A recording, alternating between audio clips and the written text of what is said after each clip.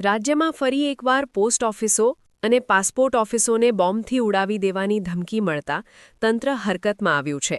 જો કે ભાવનગરની કચેરીઓને આવી કોઈ સીધી ધમકી મળી નથી, પરંતુ સાવચેતીના ભાગરૂપે ભાવનગર પોલીસ દ્વારા મુખ્ય પોસ્ટ ઓફિસ અને પાસપોર્ટ કચેરીમાં તપાસ હાથ ધરવામાં આવી છે.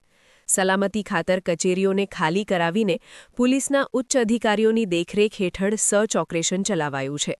ગુજરાતના વિવિધ શહેરોમાં સરકારી કચેરીઓને બોમ્બથી ઉડાવવાની ધમકી બાદ ભાવનગર પોલીસ તંત્ર પણ સંપૂર્ણ સતર્ક બન્યું છે. આજે ભાવનગરની મુખ્ય પોસ્ટ ઓફિસ અને પાસપોર્ટ ઓફિસ ખાતે સાવચેતીના ભાગરૂપે કચેરીઓને ખાલી કરાવવામાં આવી હતી. ઘટનાની ગંભીરતાને જોતા બોમ્બ સ્ક્વોડ, ડોગ સ્ક્વોડ તેમજ એસઓજી, એલસીબી અને પોલીસના ઉચ્ચ અધિકારીઓ સ્થળ પર દોડી આવ્યા હતા. પોલીસ દ્વારા સમગ્ર વિસ્તારને કોર્ડન કરી લેવામાં આવ્યો છે અને કચેરીના ખૂણે-ખૂણામાં ઝીણવટભરી તપાસ કરવામાં આવી રહી છે.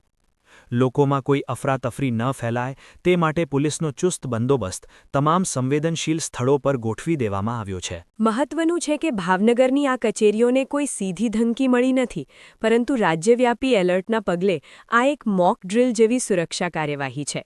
નાગરિકોને ગભરાવાની જરૂર નથી, પરંતુ સતર્ક રહેવાની અપીલ કરવામાં આવી છે.